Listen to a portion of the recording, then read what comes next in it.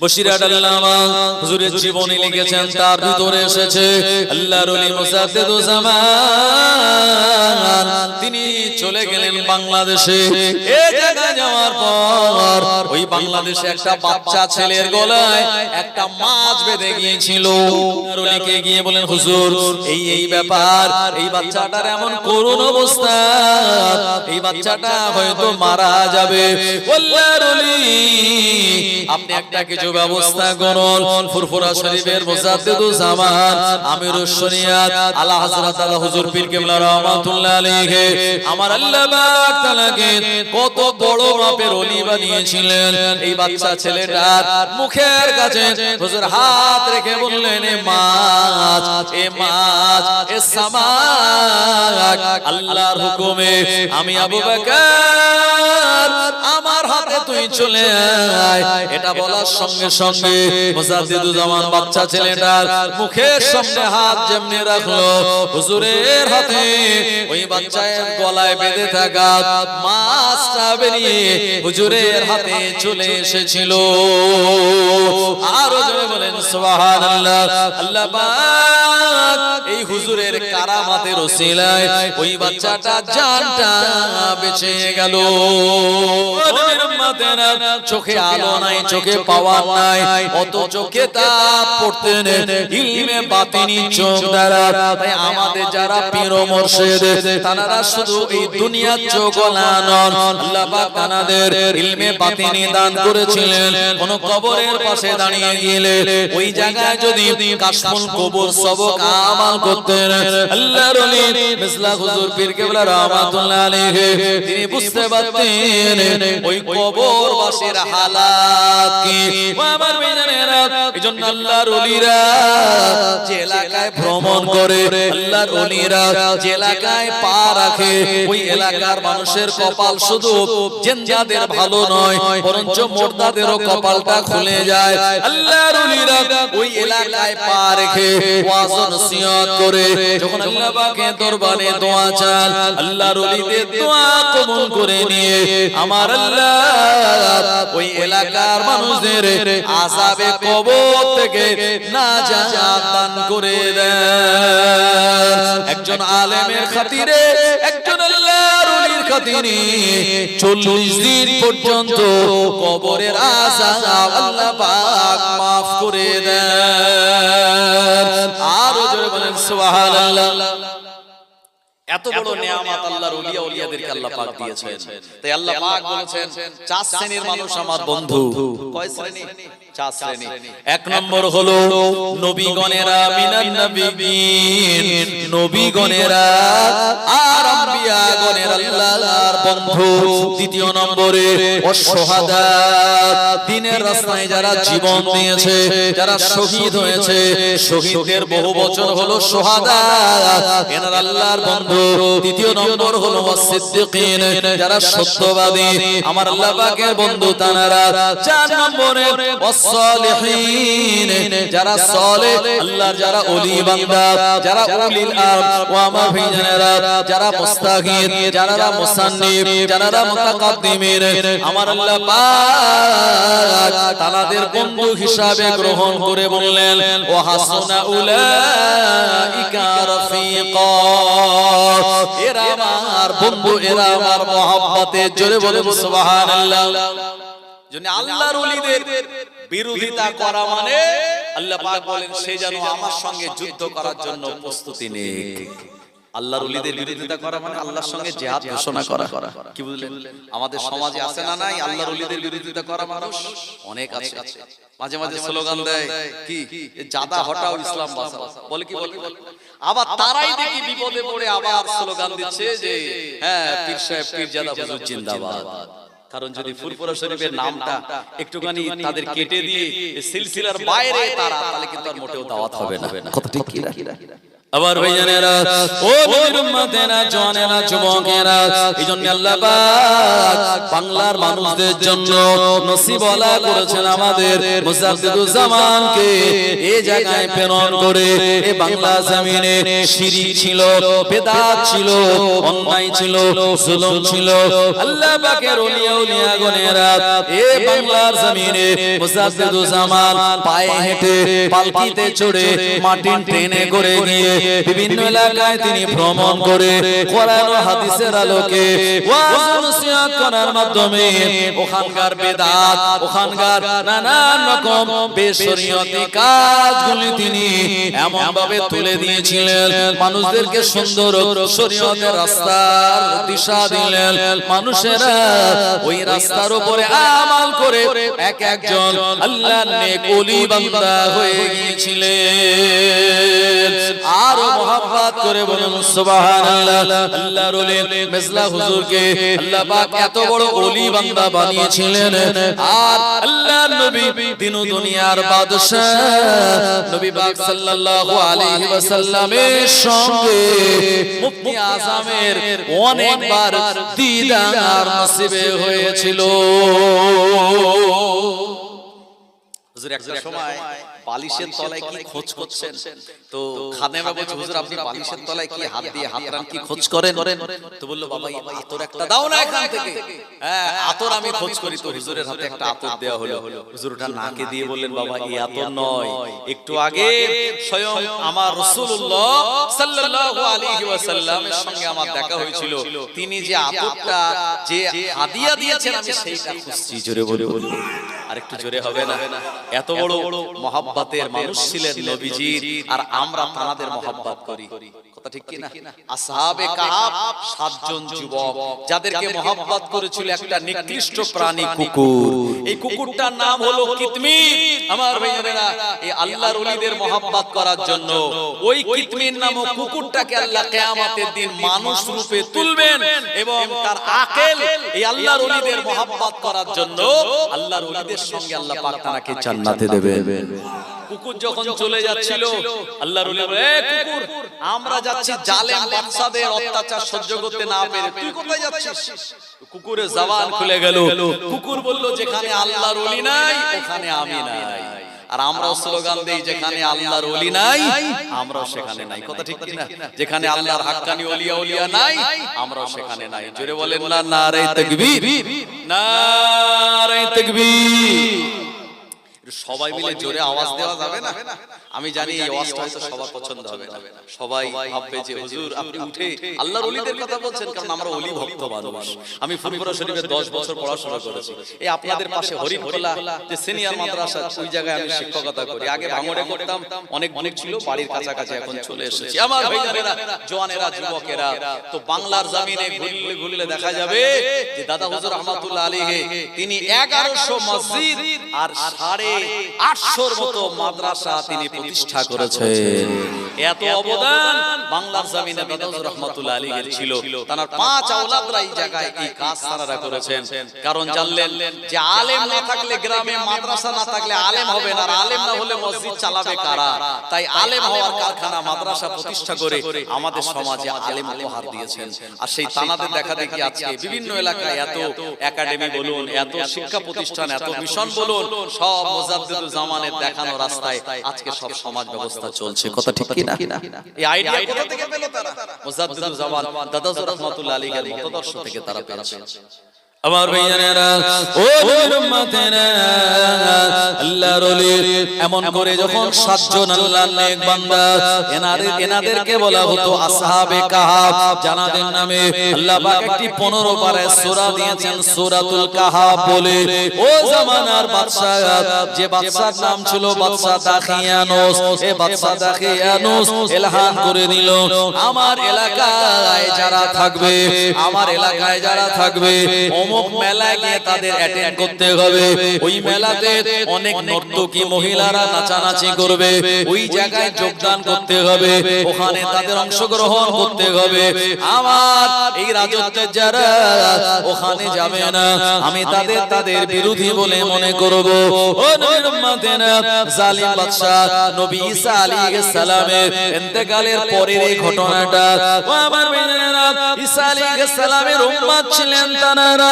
জালিম বাদশা যখন এলান করে দিয়ে ওই এলাকায় বিরাট মেলা বসিয়ে দিল, ওই জায়গায় সবাইকে যাওয়াটা বাধ্যতামূলক করে দিল।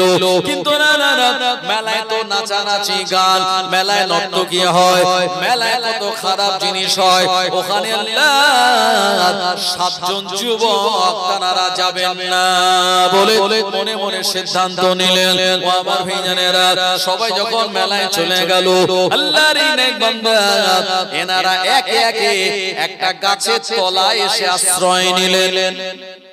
গাছের তলায় এসে আশ্রয় নিলেন, আর কেউ কাউকে চেনে না। তো সবাই যখন একটা গাছের তলায় আশ্রয় নিয়েছে, সে বলছে আরেকজনকে যে কি ব্যাপার আপনি এখানে?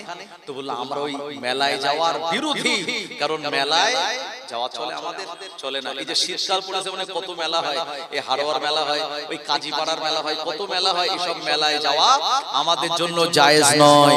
আর মেলার জিলিপি বাদাম খাওয়াও আমাদের জন্য জায়েজ নয়। আমরা রাস্তা দিয়ে যাচ্ছিলাম, হঠাৎ করে এই মেলা যেখানে নাগরদোল্লা, যেখানে ড্যান্স হাঙ্গামা হচ্ছে, ওখানে জিলিপি বিক্রি হচ্ছে, বাদাম বিক্রি হচ্ছে, আপনি পকেট থেকে টাকা দিয়ে কিনে এনে বাড়ি চলে এসে খালেন, না না, এটা চলবে না। আবার ভাইজানেরা, ও নবীর উম্মতেরা, ওই 7 জন যুবক একসঙ্গে তারা চিন্তা করলেন যে আমরা 7 জন আলাদা, সবাই সঙ্গে মত বিনিময় হলো, সবাই একই কথা বললো, আমরা এই বাদশার নিয়মের বিপরীতে চলতে চাই, আমরা আমাদের এক আল্লাহকে খোঁজ করি, আমরা আমাদের সেই আল্লাহ পাকের দেখানো রাস্তায় চলবো। এদিকে 7 জন যুবক তারা ওই জায়গায় বাদশার মেলাতে যায় না। এই ঘটনাটা যখন ভাইরাল হয়ে গেল, বাদশার খবর কানে খবর চলে গেল, বাদশা বলে দিল ওদের গ্রেফতার করে আনো, ওদেরকে ধরে জেলের মধ্যে দেয়া হবে। এই 7 জন যুবক ওই গাছের তলায় না থেকে আর তারা রওনা দিল অজানা এক গন্তব্যের দিকে, যেখানে গেলে আল্লাহ পাকের আশ্রয় পাওয়া যাবে, যেখানে গেলে ঈমান বাঁচবে, যেখানে গেলে আল্লাহ পাক রাজি হবে। ওই রাস্তার দিকে তারা অজানা গন্তব্যের দিকে চলতে লাগলেন। ও নবীর উম্মতেরা, খানিকটা যাওয়ার পর দেখা গেল একটা কুকুর তালাদের সঙ্গ নিয়েছে। আল্লাহর ওলিরা কুকুরটাকে তাড়িয়ে দিতে চায়, না না না, কুকুরটা যায় না। কুকুরটা বারবার যখন তাড়িয়ে দিতে চায়, ওই কুকুরটা জবান খুলে গেল, অত্যাচারী বাদশার এলাকায় আমি থাকতে চাই না, যে এলাকায় আল্লাহর ওলি নাই ওই এলাকাতেও আমি থাকবো না। আল্লাহর 7 জন নেক বান্দা কুকুরটাকে সঙ্গে করে নিয়ে এক পাহাড়ি এলাকায় চলে গেলেন। ও জায়গায় এক গুহার ভিতরে তারা আশ্রয় নিলেন। এই জায়গায় গুহার ভিতরে যখন 7 জন যুবক প্রবেশ করলো, ওই কুকুরটা সামনের পা দুটো উঁচু করে গুহার মুখে পাহারাদের হিসাবে দাঁড়িয়ে গেল। ও বাসিতুন জিরাইহি, ও আমার ভাইজানেরা, পা দুটো প্রসারিত করে দাঁড়িয়ে গেল। আর 7 জন যুবক আল্লাহ তাআলার কাছে দোয়া করে বললেন, ও রব্বুল আলামিন, আপনি আমাদের নিরাপত্তা দান করুন, ওই জালিম বাদশা যেন আমাদের খুঁজে না পায়। আল্লাহ পাক তাদের চোখে ঘুম পানিয়ে দিলেন। ও নবীর উম্মতেরা, একটা দুটো বছর নয়, তারা এমন ভাবে ঘুমিয়ে গেলেন 309 বছর তাদের উপর দিয়ে চলে যায়।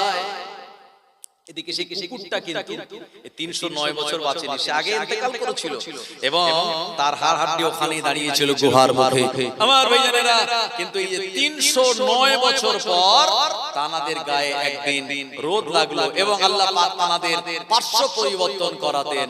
আমার ভাইজানেরা, অনুকাল্লিবুহুম যাতাল ইয়ামিন ওয়া যাতাশ শিমাল, তানারা পার্শ্ব পরিবর্তন করতেন, কারণ মানুষ যদি একভাবে শুয়ে থাকে তার এক সাইড তার অবশ হয়ে যেতে পারে, বা কি বলে যেটাকে আপনার বিভিন্ন ঘা পাচরা হয়ে যেতে পারে। এজন্য আল্লাহ পাক তাদের পার্শ্ব পরিবর্তন করাতেন ঘুমানো অবস্থায়, যাতে তাদের শরীরে কোনো রকম ড্যামারেজ না আসে। 309 বছর পর তাদের ঘুম ভাঙল। ভাঙলো এবং তানাদের সময় আপনার মাথার চুলও বাড়েনি, নখও বাড়েনি, দাড়িও বাড়েনি, গোঁফও বাড়েনি। আমরা যদি এক সপ্তাহ না কাটি গোঁফ বেড়ে যায়, এক মাস আমাদের চুলটা অনেক বেড়ে যায়, কিন্তু চুল, নখ, দাড়ি, গোঁফ আল্লাহ ওই জায়গাতে রেখে দিয়েছিলেন। 309 বছর পর ঘুম ভাঙলো, খুব ক্ষুধা লাগলো, এরপরে তাদের কাছে যে পয়সা ছিল ওই পয়সা নিয়ে বাইরে গেল একটা খাবার কিনতে, কিন্তু দোকানদারের কাছে যখন পয়সা দিল, দোকানদার বলল এ টাকা তো জামানা না। আপনারা যারা বয়স্ক মানুষ জানেন, আগেকার দিনে 10 পয়সা চলতো সিলভারে, 20 পয়সা চলতো। এখন 10 পয়সা 20 পয়সা যদি দোকানে যাই, দোকানদার কিছু দেবে আমাদের? কিছু দেবে না। আমার ভাইয়েরা তো বললে পয়সা তো জামানার নয়। তার কাছে ভালো করে ইনভেস্টিগেশন করে তদন্ত করতে চাইলো, উনি প্রচন্ড ভয় পেয়ে গেলেন। তখন ওনায় বলা হলো আপনার চিন্তা করা লাগবে না, যে জালিম বাদশাদের কথা শুনে, যে জালিম বাদশার ভয়ে আপনারা গুহার ভিতরে আশ্রয় নিয়েছিলেন, সে বাদশা বিদায় নিয়েছে, আর এখান থেকে 309 বছর পেরিয়ে গেল। সুতরাং চিন্তার কোনো কারণ নাই। আমার ভাইয়েরা, তানাদের ব্যাপারে অনেক মানুষ জানার ইচ্ছা প্রকাশ করেছিল সেই সময়, কিন্তু তানারা নিজেদেরকে আর জাহির করতে চাননি। অনেক লম্বা ঘটনা আমি ছোট করে বলছি। আল্লাহ পাকের কাছে তানারা দোয়া করেছিলেন, আমার আল্লাহ রাব্বুল আলামিন তানাদেরকে আবার ওই 309 বছর পর ঘুম থেকে জাগিয়ে আবার ইন্তেকাল দিয়েছিলেন। আসহাবে কাহফ সেই পাহাড়টা আজও তুরস্কের জমিনে রয়েছে। আমার ভাইয়েরা, ওখানে অনেক মানুষরা গিয়ে জিয়ারত করতে আসেন। তো আমি আপনাদেরকে বলতে চাই, একটা নিকৃষ্ট কুকুর যদি আল্লাহর ওলিকে ভালোবেসে, সে যদি তাদের সঙ্গে জান্নাতি হয়, তো আমরা আশরাফুল মাখলুকাত, আল্লাহ আমাদের সম্মান দিয়েছেন, ইজ্জত দিয়েছেন, সেই ওলিয়া ওলিয়াদের যদি আমরা মহব্বত করি, হাক্কানি ওলিয়া ওলিয়াদের দেখানো রাস্তায় যদি চলি, ইনশাআল্লাহ কিয়ামতের দিন আমরা সেই ওলিদের মহব্বতের কাতারেই, ওলিদের ভালোবাসলে ওই কাতারেই আল্লাহ আমাদের দাঁড় করিয়ে দেবেন। মান তাশাব্বাহা বিকওমিন ফাহুয়া মিনহু। আমার ভাইয়েরা, তাই আল্লাহ পাক আমাদেরকে সেই মুজাদ্দিদুজ জামান, তানার 5 আওলাদগণ, তানার আরো যারা হাক্কানি আওলাদগণ আছেন, তাদের সঙ্গে যেন আমাদের হাসর নাসর করান। একবার জোরে বলেন আল্লাহুম্মা আমিন, আর একটু জোরে হবেন আল্লাহুম্মা আমিন। দুরূদ শরীফ, আল্লাহুম্মা সাল্লি আলা সাইয়্যিদিনা ওয়া আলা আলি সাইয়্যিদিনা। तारीफ मोहम्मद हम लिख लिख के सुनाएंगे, हम खत्म नबूवत पे जा अपने लुटाएंगे। तारीफ मोहम्मद हम लिख लिख के सुनाएंगे, हम खत्म नबूवत पे जा अपने लुटाएंगे। झुकना भी नहीं आता, बिकना भी नहीं आता, हम जान लुटाएंगे, डरना भी नहीं आता। आका की मोहब्बत में हम सर को कटाएंगे, हम खत्म नबूवत पे जा अपने लुटाएंगे। तारीफ मोहम्मद हम लिख लिख के सुनाएंगे, हम खत्म नबूवत पे जा अपने लुटाएंगे। दोहराएंगे हम फिर से तारीफ अमामा की, इश्क नबी है क्या बतलाएंगे दुनिया को। जज्बाए ईमानी हम दुनिया को दिखाएंगे, हम खत्म नबूवत पे जा अपने लुटाएंगे। तारीफ मोहम्मद हम लिख लिख के सुनाएंगे, हम खत्म नबूवत पे जा अपने लुटाएंगे। ओ मेरे नबी पक है जो दिल में बसे मेरे, दिल चीर के दिखा देंगे, नाम नबी का है। दुश्मन नबी सुन ले, जुबां पे लगम तू दे, जो जान हमारा है दे देंगे नबी के लिए। तारीफ मोहम्मद हम लिख लिख के सुनाएंगे, हम खत्म नबूवत पे जा अपने लुटाएंगे। अल्लाहुम्मा सल्ले अला सय्यदिना व अला आले सय्यदिना। আমার ভাইজানেরা, জওয়ানেরা, যুবকেরা, মুজাদ্দিদুজ জামানের 5 জন আওলাদকে আল্লাহ পাক 5 রকম সুগন্ধের ফুল করেছিলেন। কথা ঠিক কি না? এক এক ফুলের এক এক রকমের সুগন্ধি ছিল। নহুজুর পীর কেবলা রাহমাতুল্লাহ আলাইহি, যিনি একজন মাদারজাত আল্লাহর ওলি ছিলেন। জোরে বলুন সুবহানাল্লাহ। মেজলা হুজুরের পরে যে শাজলা হুজুর পীর কেবলা রাহমাতুল্লাহ আলাইহি, যিনি আশিকে রাসূল ছিলেন, স্বপ্নযোগে নবীজির সঙ্গে তার দিদার হয়েছিল। জোরে বলুন। নবীজি বলেছেন, ক্বালা মান রাআনি ফিল মানামি ফাকাদ রাআনি ফা ইন্নাশ শাইতানা লা ইয়াতামাসসালু ফি সূরাতি। যে আমায় দেখলো স্বপ্নে, সে হক দেখলো, সত্য দেখলো, কারণ শয়তান আমার রূপ মানে নবীজির রূপ ধারণ করার ক্ষমতা রাখে না। নবীজি বলেছেন, লা ইয়াবকা মিনান নবুওয়াত ইল্লাল মুবাশশিরাত। ক্বালু ওয়াল মুবাশশিরাত ক্বালা রুইয়া সালিহা। নবীজি বলেছেন, লা ইয়াবকা মিনান নবুওয়াত, নবুয়তের কোনো কিছু অবশিষ্ট নাই, ইল্লাল মুবাশশিরাত, কিন্তু হ্যাঁ মুবাশশিরাত অবশিষ্ট আছে। সাহাবীরা বললেন, ক্বালা ওয়াল মুবাশশিরাত, হুজুর সেই মুবাশশিরাত কি? নবীজি বললেন, ক্বালা রুইয়া সালিহা, এটা হলো ভালো স্বপ্ন, সত্য স্বপ্ন। তাই নবীজিকে যারা স্বপ্নে দেখে নিয়েছেন, আল্লাহ পাক তাদের জন্য জাহান্নামের আগুনটা হারাম করে দিয়েছেন। আমরা দোয়া চাই, আল্লাহ আমাদের সেই পীর ও মাশায়েখদের ওসিলায় নবীজির সঙ্গে, নূর নবীর সঙ্গে আল্লাহ আপনি আমাদেরকে দ্বিধার নসিব করে দেবেন। জোরে বলেন আল্লাহুম্মা আমিন। আমার ভাইজানেরা, নহুজুর পীর কেবলা রাহমাতুল্লাহ আলাইহি, যিনি মুজাদ্দিদুজ জামানের ৪র্থ নম্বর এমন আওলাদ, এমন সন্তান ছিলেন, মুজাদ্দিদুজ জামানের ঘর আলোকিত করে ফজরের নামাজের আগে দুনিয়া জমিনে তিনি ভূমিষ্ঠ হলেন।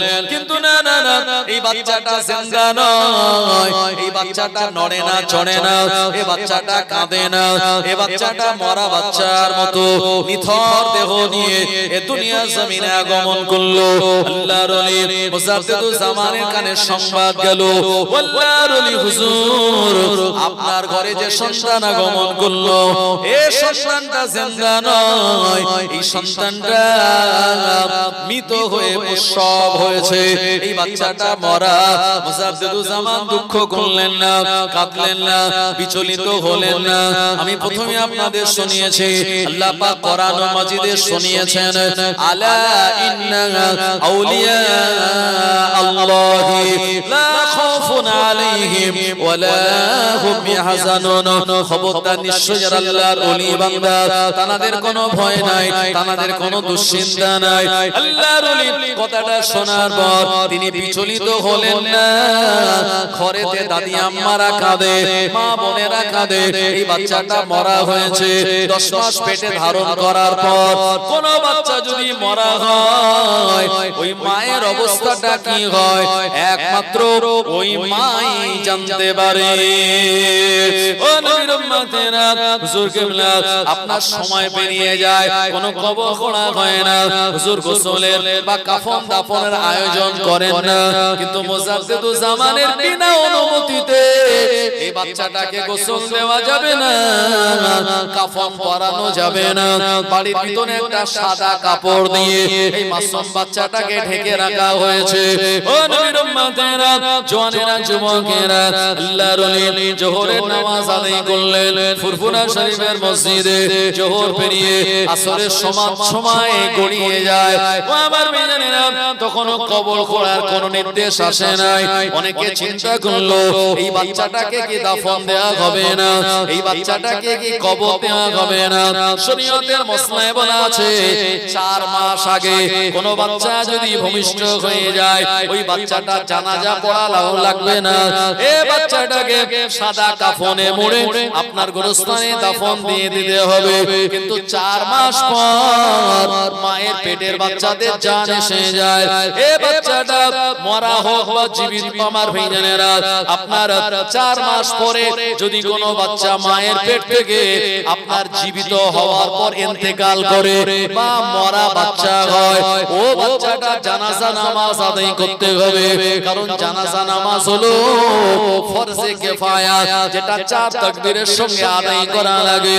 ও আমার ভাইজানেরা, কিন্তু না না না, হুজুরের জন্য কোন জানাজা নামাজ এবং কবর খোঁড়ার কোনো আয়োজন করা হয় না।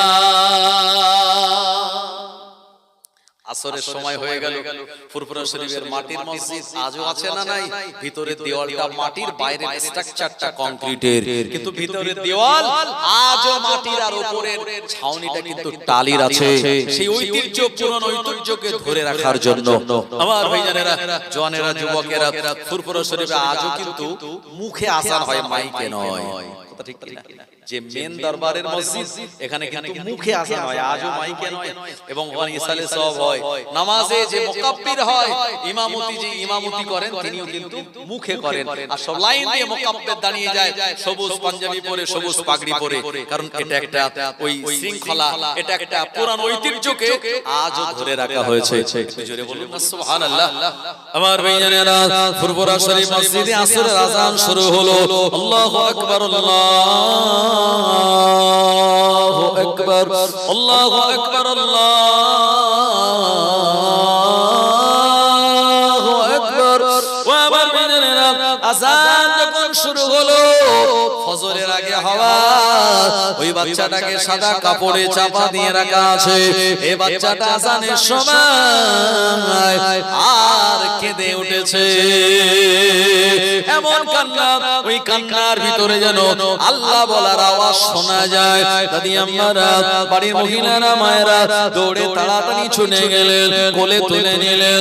বাবার মেয়েরা সবাই সকাল থেকে মন খারাপ ছিল, সবার মনটা দুঃখজনক ছিল।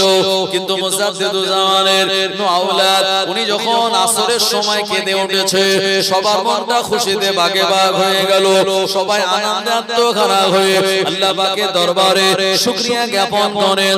আল্লাহর ওলি মুজাদ্দিদুজ্জামান আসরের নামাজ পড়ে ফুরফুরা শরীফের মসজিদ থেকে যখন নামলেন, হুজুরকে সুসংবাদ দিয়ে বলা হলো, আল্লাহর ওলি, আপনার সেই বেটা মরা নয়, এ বাচ্চাটা আসরের সময় কেঁদে উঠেছে। আমার মেয়েরা, মুজাদ্দিদুজ্জামান বলেছিলেন, এ আমার মুহিব্বিনেরা, এ আমার পরিবারের মানুষেরা, শুনে রাখো, আমার নবটাকে আমার আল্লাহ মায়ের পেট থেকে আল্লাহর ওলি করে বানিয়েছে। চুরি হবে না। মেসলা হুজুর ছিলেন মুফতি আযম, আল্লাহই দরওয়াজা তানায় দিলেন। আর ন হুজুর ছিলেন মাদারজাদ আল্লাহর ওলি। জোরে বলুন সুবহানাল্লাহ। এজন্য আল্লাহ পাক পাঁচজনকে পাঁচ রকম রত্ন বানিয়েছিলেন। আল্লাহ আমাদেরকে সেই সিলসিলার অনুগামী অনুসারী আজকে করিয়েছেন। কিন্তু আজকে ইউটিউবের দৌলতে আমরা অনেকে এগুলি শোনার পরে বলি, আরে এই সব বানোয়াট কথা, ভুলভাল কথা বলে যাচ্ছে। আমার এই ওয়াজটা শুনে আপনার ওই যে আমাদের দত্তপুকুরের ওখানে একটা বক্তা আছে না, আহলে হাদিসের কি ওই যে নাম, হ্যাঁ, সে আবার একটা কাটিং করে বলছে, আরে এই সব বাজে কথা।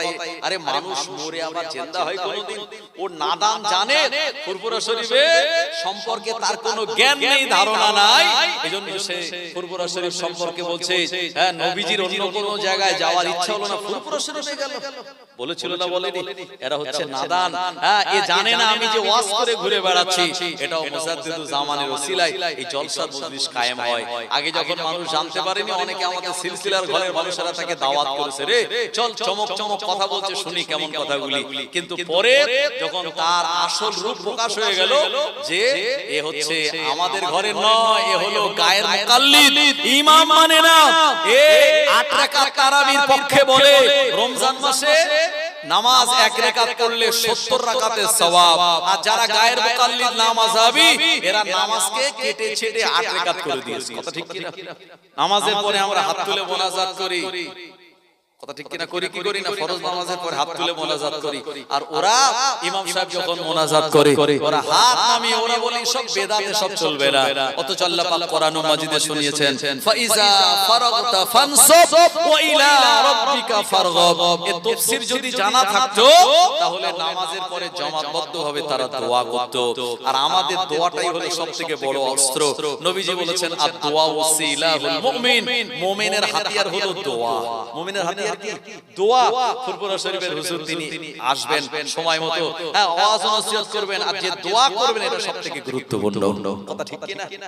আর দোয়াও মুখুল ইবাদত, সমস্ত ইবাদতের মগজ হলো দোয়া। তাই এই জন্য এই জলসা নসিহতগুলিতে আপনার অন্য অন্য বক্তা রাখলেও আশপাশে অনেক মাহফিল হয় যেখানে ফুরফুরা শরীফের কাউকে একজন রাখা দরকার। মুজাদ্দিদুল জামানের আওলাদের দোয়া মুজাদ্দিদুল জামানের ওসিলা আল্লাহ কবুল করে নেবেন ইনশাআল্লাহ। একটু জোরে বলেন না ইনশাআল্লাহ। আমার ভাইজানেরা ও নবীর উম্মতেরা, আল্লাহর ওলি মুজাদ্দিদুল জামানকে আল্লাহ পাক আমাদের জন্য বড় নেয়ামত করেছিলেন। হুজুরের অসংখ্য কারামাত আছে, এগুলি বলতে গেলে রাত শেষ হয়ে যাবে। হুজুরের কারামাত বলে শেষ করা যাবে না। আল্লাহর ওলি মুজাদ্দিদুল জামান আমিরুশ শরিয়াত আলা হযরত দাদা হুজুর পীর কিবলা রাহমাতুল্লাহ আলাইহি তৎকালীন জামানায় মাটির ট্রেনে করে হুজুর জলসাতে যাবেন। হুজুরের সময় ও জামানায় শিয়াকালার কাছাকাছি যেখানে মাটির ট্রেনের স্টেশন ছিল, ওই স্টেশনে ওই জায়গায় হুজুর আসরের নামাজের সময় আসলেন। বাবার ভাইজানেরা, হুজুর বললেন বাবা আসরের নামাজের সময় হয়ে গেল, আসরের নামাজটা আমরা আদায় করে নেব, তারপরে আমরা জলসাতে যাব। হুজুরের মুরিদার মুহিব্বিন গণেরা বললেন হুজুর এই ট্রেন তো বেশিক্ষণ দাঁড়াবে না, আমরা যদি প্ল্যাটফর্মে এখন আসরের নামাজ আদায় করে ট্রেন চলে যাবে আর জলসা মাহফিলে যাওয়া হবে না। আল্লাহর ওলি মুজাদ্দিদুল জামান বললেন বাবা নামাজ আগে আদায় করে নাও, জলসার জায়গাতে আল্লাহ যদি আমাদের রুজি রেখে দেয় যে কোনো প্রকারে ওখানে পৌঁছে দেবে। রিজিকের মালিক কে? কালকে কি খাবো আমরা জানি, ওটা আল্লাহ আমাদের জন্য বরাদ্দ করে রেখে দিয়েছেন। ইন্নাল্লাহা ইয়ারযুকু মান ইয়াশাউ বিগাইরি হিসাব। আমার আল্লাহ যাকে ইচ্ছা অফুরন্ত রিজিক দান করে থাকেন। আল্লাহ শুনিয়েছেন ওমা মিন দাব্বাতিন ফিল আরদি ইল্লা আলাল্লাহি রিজকুহা। এই পৃথিবীর জমিনে যত মাখলুকাত আছে সব মাখলুকাতের রিজিকের দায়িত্ব কার? আল্লাহ রাব্বুল আলামিন। এজন্য রিজিকের ফয়সালা হয় কোথায়? আসমানে জমিনে নয়। যার যেটা বরাদ্দ ওটা আপনি পাবেন পাবেন, আপনার রুজি আল্লাহ অন্যজনকে দেবে না, আর অন্যজনেরটা কেড়ে আপনাকে দেবে না। তাই নামাজের সময় হলে আমরা যদি মসজিদে চলে যাই আর আল্লাহর উপরে ভরসা করি, রিজিক আসবে কি আসবে না? ওয়াক্ত যে হলো ওযু করো মসজিদে চলো, ওয়াক্ত যে হলো ওযু করো মসজিদে চলো, দিন রাতে 5 ওয়াক্ত নামাজ পড়লে পাবে ভাই জান্নাত। জোরে হবে না? দিন রাতে 5 ওয়াক্ত নামাজ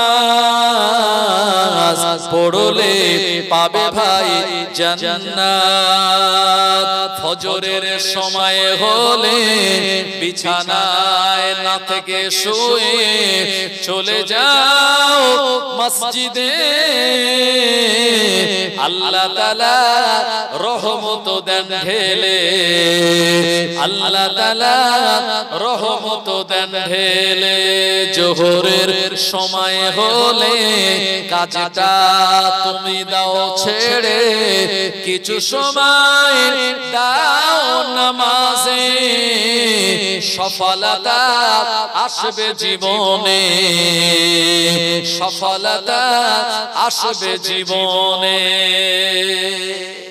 আমি বলি 4, 5, 6 নামাজ না পড়লে আছে অনেক রিস্ক। 7, 8, 9 নামাজ না পড়লে কবরে দিতে হবে ফাইন। 1010 নামাজই আমাদের মেন। মেজলা হুজুর পীর কেবলা রাহমাতুল্লাহ আলাইহি শক্তি যখন ছিল বা জামাতে নামাজ আদায় করতেন। আমি নিজে দেখেছি বড় বোর্ডিং এ যখন ভাত নিয়ে যেতাম, পীর আল্লামা হুজুরে হযরত সাইফুদ্দিন হুজুর রাহমাতুল্লাহ আলাইহি আমার ভাইয়েরা তিনি তার জীবন দশায় একেবারে বা জামাতের সঙ্গে নামাজ আদায় করতেন। তিনি ছিলেন মস্ত বড় একজন আল্লাহর ওলি। সেইজন্য তার মাজারটা একটা সময় ফেটে গেল আর সেখান থেকে খুশবু বার হয়েছিল না, হয়নি? আপনারা অনেকে জানেন। আমার ভাইজান আমি গিয়েছিলাম তার 2 দিন পর, তখন আমি খুশবু পেয়েছিলাম। অনেক বলে আল্লাহর ওলিরা, তারা কি? আল্লাহর ওলিরা কি? এখান থেকে আপনাদের পরিষ্কার বুঝতে হবে আল্লাহর ওলিয়া ওলিয়াদের বডি এটা জমিন খায় না, এটা অক্ষত অবস্থাতে আল্লাহ পাক তাদেরকে রেখে দেন এবং রূহানি হালাতে আমাদের সালামের তানারা জবাব দেন এবং আমাদের জন্য দোয়াও করতে পারেন রূহানি হালাতে। জোরে জোরে আল্লাহর ওলিরা মরে না, কিন্তু আমরা মরে যাব। আল্লাহর ওলিরা কি খালি পর্দা নেন? আল্লাহর ওলি আজকে যে হুজুর আসছেন আমার ভাইজানেরা, ওই হুজুরের আব্বা জান আল্লাহর ওলি পীর আল্লামা হুজুরে হযরত রাহমাতুল্লাহ আলাইহি দুনিয়া জমিন থেকে বিদায় নিয়েছিলেন। আমার আল্লাহ পাক তাকে মস্ত বড় আলেম বানিয়েছিলেন। তিনি ফুরফুরা ফাতিহা সিনিয়র টাইটেল মাদ্রাসা শাইখুল হাদিস ছিলেন। সুবহানাল্লাহ। এই হাদিসের তিনি শিক্ষক ছিলেন, যাকে শাইখুল হাদিস বলা হতো। জি, এত বড় পণ্ডিত ছিলেন, হাদিসের সনদ মতন জানতেন, কোনটা হাদিসে মুতাওয়াতির, হাদিসে মুতাওয়াতিরের সংজ্ঞা, হাদিসে মাকতু, হাদিসে মাউযু, হাদিসে মুদাল্লাস, হাদিসে মারফু, এসব সব সংজ্ঞা তার জানা ছিল। এবং হাদিসের আপনার ইতিবৃত্ত আসমা ও রিজাল সম্পর্কে তার অগাধ পাণ্ডিত্য আল্লাহ পাক দান করেছিলেন। সুবহানাল্লাহ। আর যখন ওয়াজ নসিহত করতেন কত সুন্দর ফারসি কবিতা বলতেন, শের বলতেন। শুনেছেন তার আলোচনা, এত সুন্দর মিলিয়ে মিলিয়ে ফারসি কবিতা বলতেন।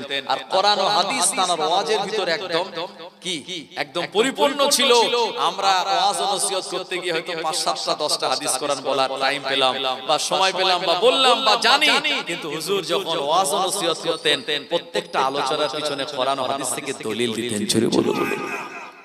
আমার ভাইয়েরা, সেই আল্লাহর ওলি পীর আল্লামা হুজুরে হযরত শাইখুদ্দিন হুজুর রাহমাতুল্লাহ আলাইহি দুনিয়া জমিন থেকে বিদায় নেওয়ার কয়েক মাস পর হুজুরের মুহিব্বিন গণেরা হুজুরের মাজারটা জিয়ারত করতে যান। মনে বড় দুঃখ, হুজুর আর দুনিয়া জমিনে নাই। হুজুরের হাতে হাত দিয়ে মুসাফা করতে পারি না, একটু নজরানা দিতে পারি না, কারণ 21, 22, 23 ফাল্গুন ইসালে সবে মানুষেরা লাইন দিয়ে দাঁড়িয়ে তানার সঙ্গে মুসাফা করে হাদিয়া দিয়ে তানারা হুজুর কিবলা দোয়া নিতেন। ওই আল্লাহর ওলি দুনিয়া জমিনে আর নাই, হুজুরের মাজারটা জিয়ারত করার জন্য আমার ভাইজানেরা তানারা যান। এই জায়গায় যাওয়ার পর হুজুরের যেখানে আপনার মাজার দেয়া হয়েছে আপনারা জানেন, একেবারে আর ওই যেখানে আমরা জিয়ারত করতে দাঁড়াই ঠিক তার সামনাসামনি একেবারে পাঁচিল ঘেঁষে ওই জালা আপনার জাল ঘেঁষে হুজুরের মাজার আছে। এই জায়গায় আল্লাহর একজন নেক বান্দা ওই দিকে চলে গেলেন, হুজুরের মাজারের খুব কাছাকাছি দাঁড়িয়ে ওখানে গিয়ে সালাম দিলেন, আসসালামু আলাইকুম ইয়া আউলিয়া আউলিয়া। ওয়া আমার ভাইজানেরা, সালাম দেওয়ার পর আলাদা একটা সুন্দরতম সুঘ্রাণ, আলাদা একটা সুন্দরতম সুঘ্রাণ তার নাকে চলে আসলো। আল্লাহর বান্দা হুজুরের কবরের দিকে ভালো করে নজর করে দেখতে পেলেন একটা জায়গায় একটা গর্ত তৈরি হলো। এই জায়গার মাটিটা নিচের দিকে নেমে গিয়েছে। ও আমার ভাইজানেরা, খবরটা চারিদিকে প্রচার হয়ে গেল, দলে দলে মানুষের ওখানে গেলেন। এই জায়গায় যাওয়ার পর তারা সবাই দেখতে পেলেন হুজুরের মাজারে যে জায়গাটা ভেঙে গিয়েছে ওখান থেকে জান্নাতি খুশবু চারিদিকে বার হয়। আর জোরে বলেন সুবহানাল্লাহ। ও উম্মতেরা, হুজুরের মাজার থেকে এমন খুশবু, এই খবরটা চারিদিকে ভাইরাল হয়ে গেল। দরবারে যারা দোকানদার, ওই এলাকায় যারা ওই সময় গিয়েছিলেন সবাই দলে দলে হুজুরের এই কবরের ভিতর থেকে আসা এমন খুশবু তানারা শুকেছিলেন। সবাই সেদিন ঝরঝর করে কেঁদে কেঁদে বলেছিলেন, আল্লাহর ওলি আমাদেরকে দিন করে বিদায় নিয়ে চলে গেলেন, অথচ হুজুর কিবলার মাজারটার ভিতর থেকে জান্নাতের সুঘ্রাণ পাওয়া যায়। ও উম্মতেরা, আমি 2 দিন পর ওখানে গিয়েছিলাম হুজুরের কিবলার মাজারটা জিয়ারত করতে। ওখানে যাওয়ার পর আল্লাহর কসম ওই সুঘ্রাণ আমার নাকে পেয়েছিলাম। চুরে হবে না? কার মাজার থেকে? যে হুজুর আসবেন আজকে ওনার আব্বা জানের কবর থেকে। আল্লাহু আকবার। জান্নাতি মানুষ, এটা তার নমুনা। ইমাম বুখারী রাহমাতুল্লাহ আলাইহিকে যখন মাজার দেয়া হলো, কবরস্থ করা হলো, হুজুর ইমাম বুখারী রাহমাতুল্লাহ আলাইহি 194 হিজরিতে জন্মগ্রহণ করেছিলেন আর 256 হিজরিতে ইমাম বুখারী রাহমাতুল্লাহ আলাইহি ইন্তেকাল করেছিলেন। কবে জানেন? শাওয়ালের চাঁদে, মানে শাওয়ালের প্রথম চাঁদ যখন ওঠে এই চাঁদের রাতটাকে আমরা কি বলি? চাঁদ রাত, মানে ঈদুল ফিতরের রাত। শাওয়ালে চাঁদ উঠলেই আমরা ঈদুল ফিতরের নামাজ আদায় করি। তাই এই যে আপনারা দেখছেন এখন আসমানে যে চাঁদ, এটা হলো জমাদিউস সানি। এই চাঁদের পরেই মাঘে রজব, তারপরে শাবান, মানে আজ থেকে ওই 87 বা 88 দিন পরে কিন্তু রমজানের রোজা। 90 দিনও আর নাই, 3 মাসেরও কম আমাদের কাছে রমজানের রোজা আসছে। আমার ভাইজানেরা, এই রমজান হলো আমাদের কাছে মেহমান। 1 মাস রোজা রাখার পরে ইতিকাফ, যখন মসজিদ থেকে মানুষ ফারেক হয় কোন চাঁদ দেখে? শাওয়ালের চাঁদ দেখে। শাওয়ালের চাঁদ যেদিন উঠলো, ইমাম বুখারী বলেন, আল্লাহ আমার জন্য এই দুনিয়াটা সংকীর্ণ হয়ে গেছে, আল্লাহ আমি আপনার কাছে এখন যেতে চাই। ইমাম বুখারীর দোয়া কবুল হয়ে গেল। ইমাম বুখারী রাহমাতুল্লাহ আলাইহি শাওয়াল প্রথম তারিখে চাঁদ রাতে দুনিয়া থেকে বিদায় নিলেন। तमाम মুসলমানের জন্য ঈদের চাঁদ উঠলো।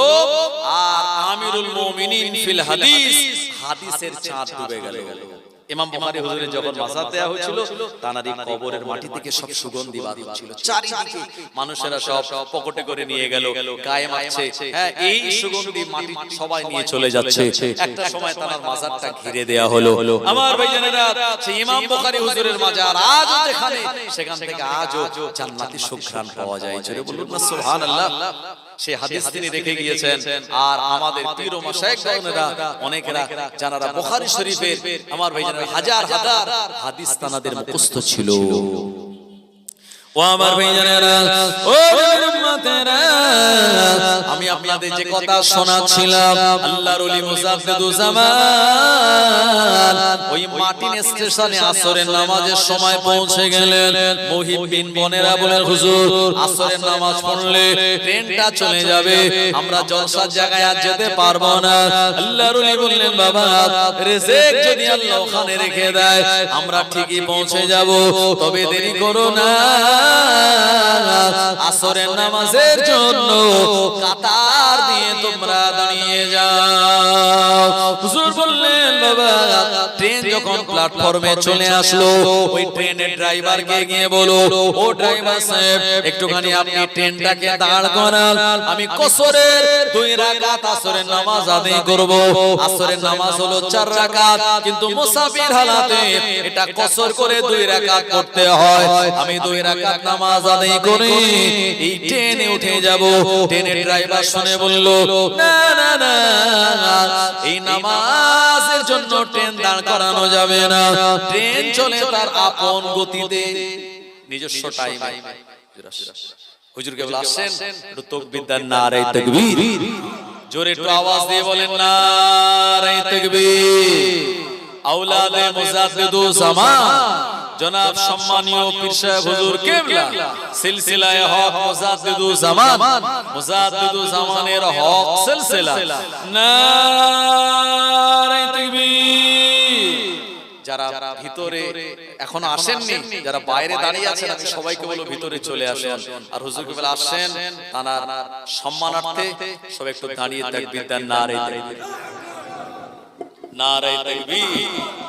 औलादे मुजाद्दिदुज ज़मान, औलादे मुजाद्दिदुज ज़मान, मसलाके मुजाद्दिदुज ज़मान, जमीयते उलामाए बांग्ला, नारे तकबीर। चाँदपुर ग्रामे मिसला हुजूर पीर किबला रहमतुल्लाह अलैहिर इसाले सवाबे इमाम साहब से नाকি মাওলানা তো ভাইজান ওখান থেকে ইশারা করেছে যে হুজুর আসছে। আমি ভাবলাম স্টেজে আসছে, মেম্বারে আসছে, তো আপনাদেরকে দাঁড় করিয়ে দিয়েছি। এখন ব্যাপার হচ্ছে হুজুর এসেছেন, তো আমরা যখন দাঁড়িয়ে গিয়েছি, আমরা এই সুযোগ আর হাতছাড়া করব না, কারণ আমরা নবীজির শানে দাঁড়িয়ে দাঁড়িয়ে সালাতুস সালাম পাঠ করে সালাম পড়ে নিয়া নবী সালাম আলাইকা ইয়া রাসূল সালামুন আলাইকা ইয়া হাবিব সালামুন আলাইকা সালাওয়াতুল্লাহ আলাইকা। তোমারি ওসিলা দিয়া কাঁদিলেন আদম ও হাওয়া, হইল মাবুদের দয়া, কবুল করিলেন দুআ। ইয়া নবী সালামুন আলাইকা ইয়া রাসূল সালামুন আলাইকা ইয়া হাবিব সালামুন আলাইকা সালাওয়াতুল্লাহ আলাইকা নবী না হয়ে দুনিয়ায় না হয়ে ফারিস্তা খোদার হয়েছি উম্মত তোমার তার তরে শুকর হাজার বার ইয়া নবী সালামুন আলাইকা ইয়া রাসূল সালামুন আলাইকা ইয়া হাবিব সালামুন আলাইকা সালাওয়াতুল্লাহ আলাইকা হে নবী আমরা আপনার দেওয়ানা আপনি যে মোদের নজরানা যেতে চাই সোনার মদিনা হবে কি আপনার ইশারা ইয়া নবী সালামুন আলাইকা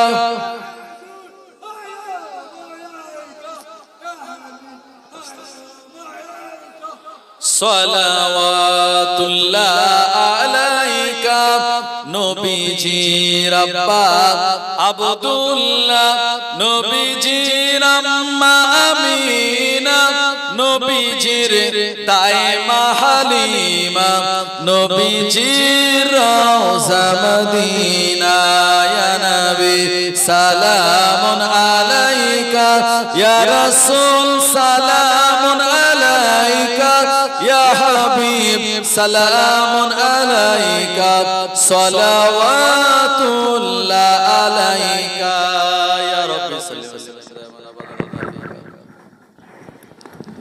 বালাগাল উলা বিকামালিহি কাশাফাত তুজা বিজামালিহি হাসনাতু জামিউ খিসালিহি সাল্লু আলাইহি ওয়া আলিহি দুরূদ শরীফ আল্লাহুম্মা সাল্লি আলা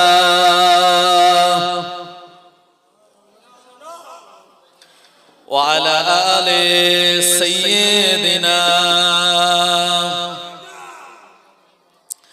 চাঁদ বলে আমি নয় তুমি নবী সুন্দর ফুল বলে সুবাসিত নবীজির অন্তর চাঁদ বলে আমি নয় তুমি নবী সুন্দর ফুল বলে সুবাসিত নবীজির অন্তর তারাদের দল বলে তুমি প্রিয় দরবে মেঘ বলে পানি হয়ে তুমি নবী সরবে মানুষের কাছে তুমি রহমের বন্ধন মানুষের কাছে তুমি রহমের বন্ধন চাঁদ বলে আমি নয় তুমি নবী সুন্দর ফুল বলে সুবাসিত নবীজির অন্তর রোদ বলে খুশি মনে তুমি নবী শান্তির শেষ করে দিলে তুমি ছিল যত ভ্রান্তি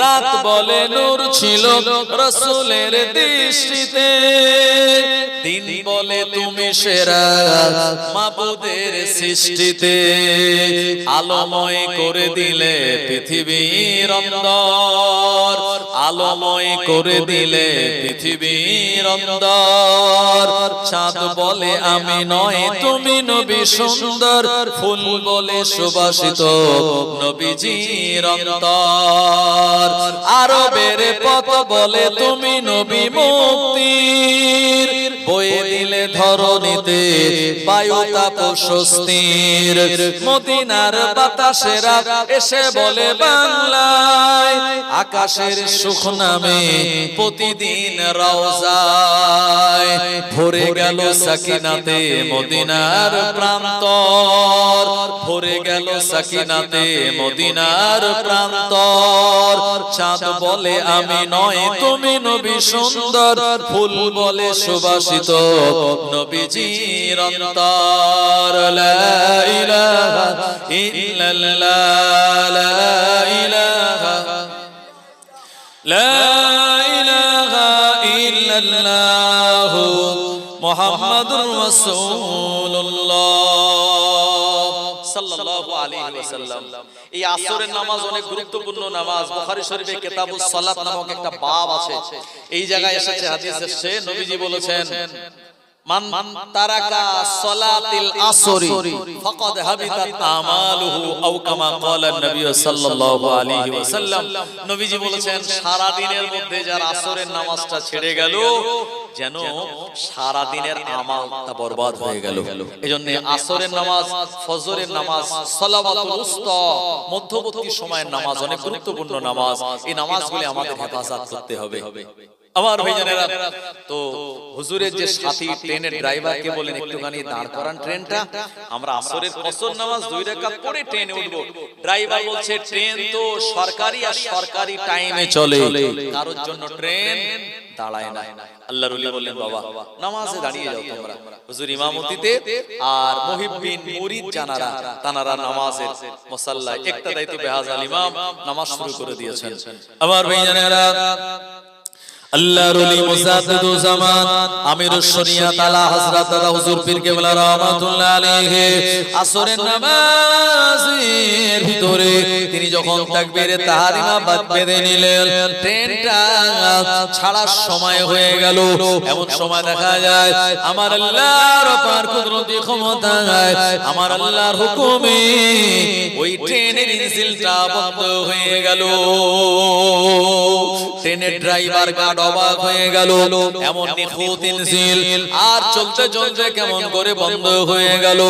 অনেক প্রচেষ্টা করলো, অনেক ট্রাই করার পর ওই ট্রেনের ইঞ্জিনটাকে পুনরায় চালু করাতে পারলো না।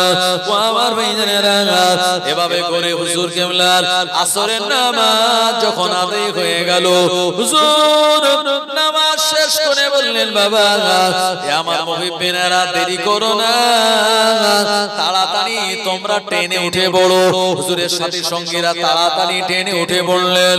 আল্লাহর ওলি মুজাদ্দিদুজ জামান তিনি ট্রেনের ওই বগিতে তিনি যখন আল্লাহর নাম নিয়ে পা রাখলেন, সুবহানাল্লাযী সাখখারা লানা হাযা ওয়া মা কুন্না লাহু মুকরিনিন ওয়া ইন্না ইলা রাব্বিনা লামুনকালিবুন।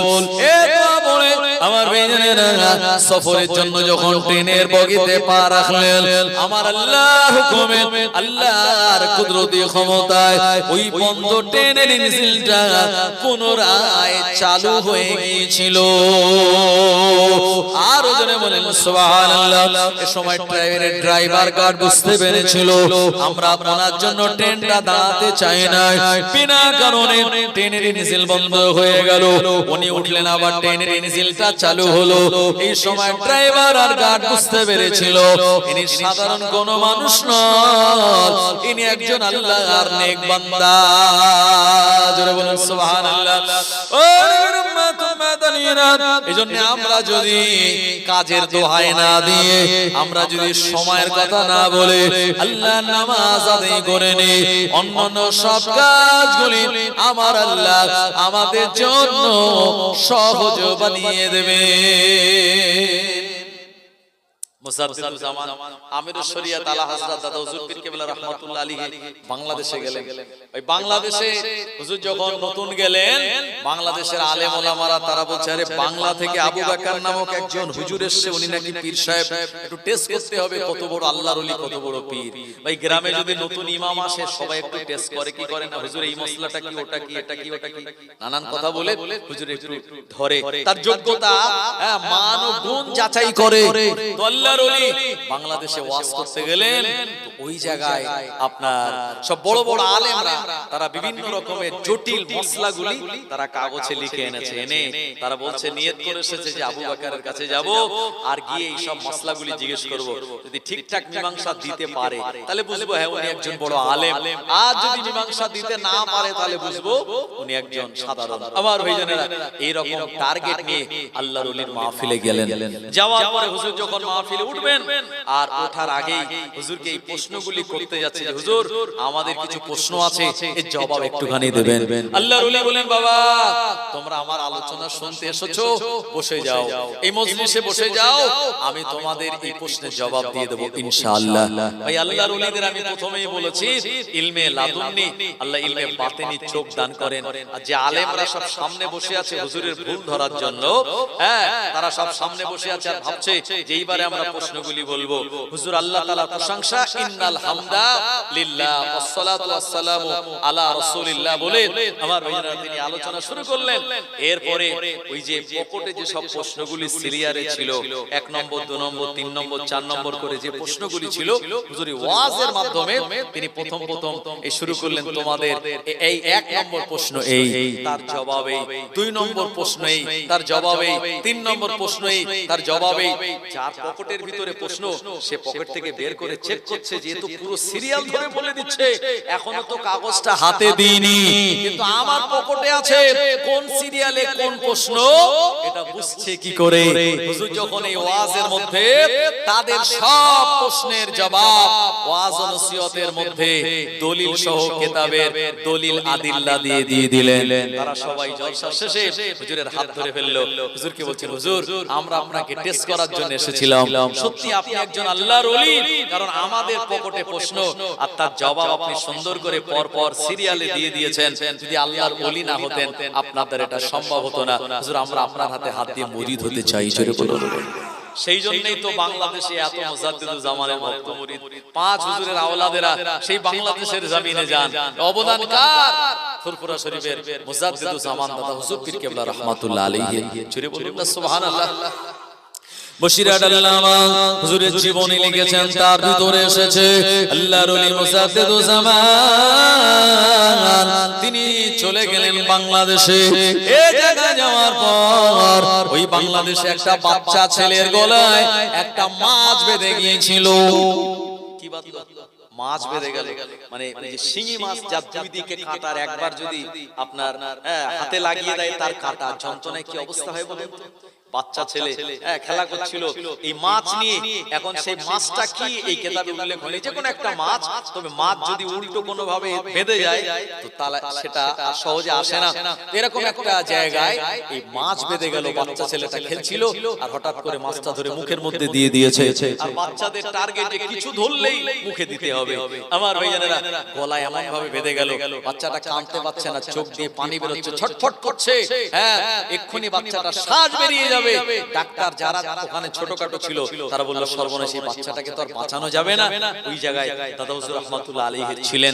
হুজুরের কাছে তাড়াতাড়ি করে ধরাধরি করে নিয়ে যাওয়া হলো। আল্লাহর ওলিকে গিয়ে বলেন, হুজুর এই ব্যাপার, এই বাচ্চাটার এমন করুণ অবস্থা, এই বাচ্চাটা হয়তো মারা যাবে। আল্লাহর ওলি আপনি একটা কিছু ব্যবস্থা করুন। ফুরফুরা শরীফের মুজাদ্দিদুল জামান আমিরুশ শরিয়াত আলা হযরত আলা হুজুর পীর কেবলা রাহমাতুল্লাহ আলাইহি আমার আল্লাহ পাক তাআলাকে কত বড় মাপের ওলি বানিয়েছিলেন। এই বাচ্চা ছেলেটার মুখের কাছে হুজুর হাত রেখে বললেন, এ মাছ, এ মাছ, এ সামাক আল্লাহর হুকুমে আমি আবু বকর আমার হাতে তুই চলে আয়। এটা বলার সঙ্গে সঙ্গে মুজাদ্দিদুল জামান বাচ্চা ছেলেটার মুখের সামনে হাত যেমনি রাখলো, হুজুরের হাতে ওই বাচ্চার গলায় বেঁধে থাকা মাছটা বেরিয়ে হুজুরের হাতে চলে এসেছিল। আরো জোরে বলেন সুবহানাল্লাহ। আল্লাহ পাক এই হুজুরের কারামাতের ওসিলায় ওই বাচ্চাটা জানটা বেঁচে গেল। বিশ্বাস হয় তো আপনাদের? অনেকে ভাবে হুজুর এসব বিশ্বাস করা যায় না। আজকের যুগের এমনটা কারামাত দেখানেওয়ালা এত বড় ওলি খুঁজে পাওয়া যাবে না, কিন্তু মুজাদ্দিদুল জামান দাদা হুজুর পীর কেবলা রাহমাতুল্লাহ আলাইহির দ্বারা আল্লাহ পাক এই বড় বড় কারামাত দেখিয়ে নিয়েছিলেন। হুজুর জঙ্গলের ভিতর দিয়ে যাচ্ছেন জলসা করতে। এখন তো আমাদের সব আপনার এসি গাড়ি, অনেক আরামদায়ক গাড়ি, অনেক সুন্দর গতিতে গাড়িগুলি চলে যাচ্ছে। হুজুর তখন গরুর গাড়ি করে পালকি করে জলসায় যেতেন। ওই টিনের আটচালায় আজও সেই পালকিটা একটা তোলা আছে মনে হয়, আমি দেখেছি। আগে ছিল, আমি যখন পড়াশোনা করতাম, এখন আছে কিনা জানি না, ওই পালকি ওখানে তোলা ছিল, আজও আছে। যাই হোক, তো হুজুর এই পালকি করে জলসায় যেতেন, গরুর গাড়ি করে যেতেন। এখন জঙ্গলের মধ্যে দিয়ে যাচ্ছেন গরুর গাড়ি করে জলসায়। তো হুজুর ওই বসে আছেন, বসিরার আল্লামা আছেন, আরো সবাই আছেন, আলেম ওলামারা। আর আলেম ওলামারা সব সময় হুজুর কেবলার সঙ্গে থাকতেন। এখন জঙ্গলের মধ্যে দিয়ে যাচ্ছেন, যেতে যেতে দেখেন যে এক জায়গায় রাস্তা কাটা আছে। জঙ্গলের মধ্যে রাস্তা কি আছে, কাটা আছে, কেটে দেওয়া হয়েছে।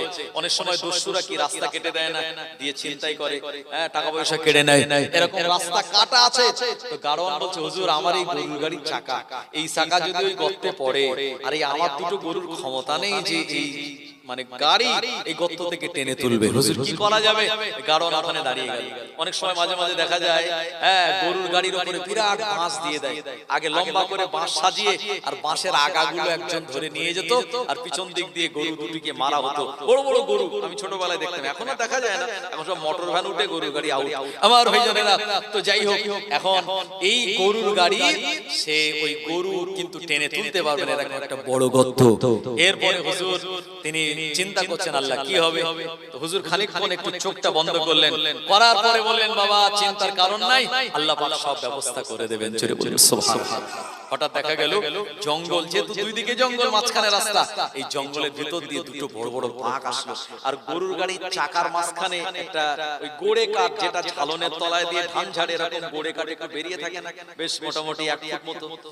আবার ভাইজানেরা এমন সময় দেখা গেল জঙ্গলের ভিতর দিয়ে দুটো বাঘ বেরিয়ে ওই গরুর গাড়ির মাঝখানের যে গোড়ে কাঠের অংশটা বাইরের দিকে বেরিয়ে থাকে, এই জায়গায় কাঠ লাগিয়ে দিল। আবার ভাইজানেরা বাঘ দেখে গরু ভয় পায়। হুজুর বলেন, বাবা গরুকে চালনা করো, আর গর্তে চাকাটা পড়ার আগে এই জঙ্গলের বাঘ এই চাকা দুটির মাঝখানে কাঠ লাগিয়ে উঁচু করে এই গর্তটা পার করিয়ে দিয়ে আল্লাহর ওলিকে দুহাত উঁচু করে সালাম দিয়ে আবার জঙ্গলের মধ্যে চলে গেল। আর জোরে বলেন সুবহানাল্লাহ। ও নবীর উম্মতেরা, আল্লাহর ওলি যারা হয় জঙ্গলের হিংস্র বাঘ তাদের কোনো ক্ষতি করেন না। অনেক বাঘ হুজুরদের কথা শুনে চলতো। বেশি দূর যেতে হবে আমাদের বসিরহাট, বসিরহাটে আপনার আস্তানা রোডে শাহ আলী রহমাতুল্লাহ আলাইহি বলে একজন আল্লাহর ওলির মাজার আছে। আপনারা গিয়েছেন হয়তো, অনেকে আবার জানেন না। শাহ আলী রহমাতুল্লাহ আলাইহি আস্তানা রোডে হুজুর যখন চলতেন বাঘের পিঠে চড়ে চলতেন। জোরে বলুন। এই ভাই তুমি একটু আস্তে সুবহানাল্লাহ বলো।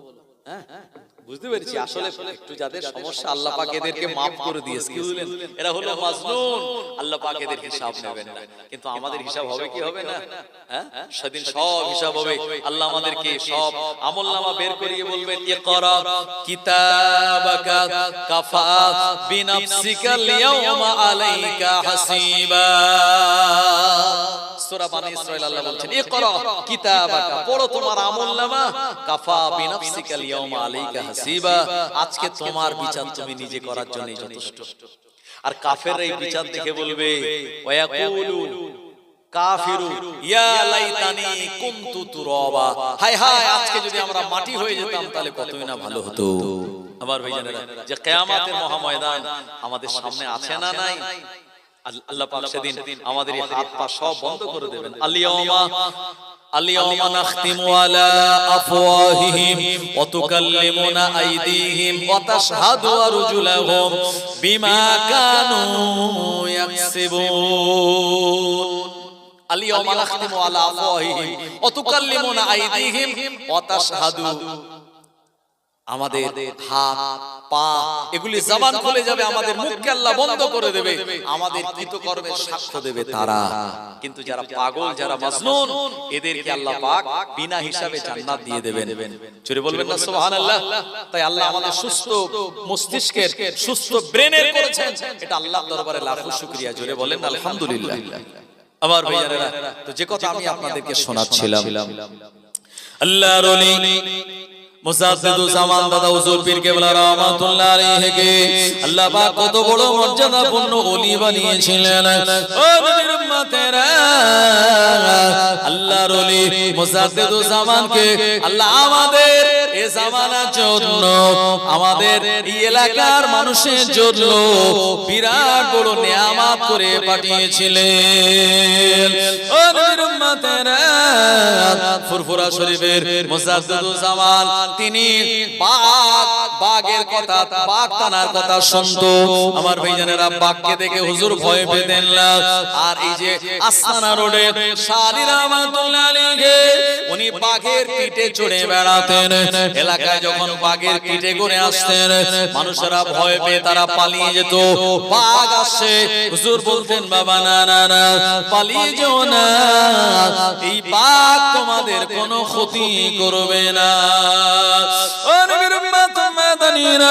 আপনার আস্তানা রোডে শাহ আলী রহমাতুল্লাহ আলাইহি হুজুরের যখন ইন্তেকাল হয়ে গেল, হুজুরের দাফন কাফন হয়ে গেল, কিন্তু যে বাঘের পিঠে চড়ে বেড়াতেন, ওই বাঘ হুজুরের মাজার ছেড়ে যায় না।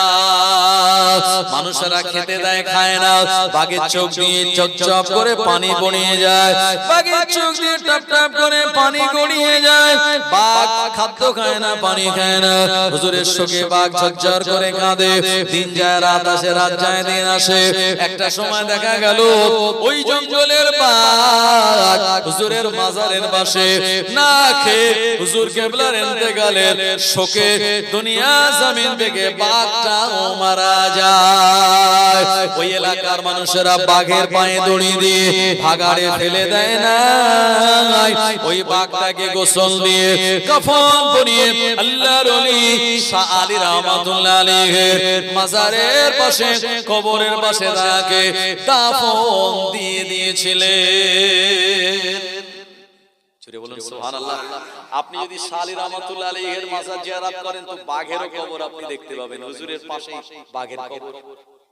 মুজাদ্দিদুজ জামান দাদা হুজুর পীর কেবলা রহমাতুল্লাহ আলাইহির কাছে কিছু সুন্দরবন এলাকার মুরিদরা আসলো, এসে বলছেন হুজুর আপনি আমাদের জন্য দোয়া করুন, আমরা এই গভীর সুন্দরবন জঙ্গলে যাই, মধু সংগ্রহ করি, মাছ ধরি, এগুলি বিক্রি করে আমাদের সংসার চলে, আর কত মানুষকে যে বাঘে নিয়ে গেছে তার ঠিক ঠিকানা নাই। সুন্দরবনে বিধবা পাড়া বলে একটা এলাকা আছে না নাই? তাদের স্বামী নেই, বেশিরভাগ বিধবা। কেন? তাদের স্বামীগুলিকে সব বাঘ নিয়ে চলে গেছে। আল্লাহর ওলির কাছে গেলেন, হুজুর বলেন বাবা এক কাজ করো। হুজুর বলেন নারে তাকবীর, নারে তাকবীর। সম্মানীয় হুজুর কেবলা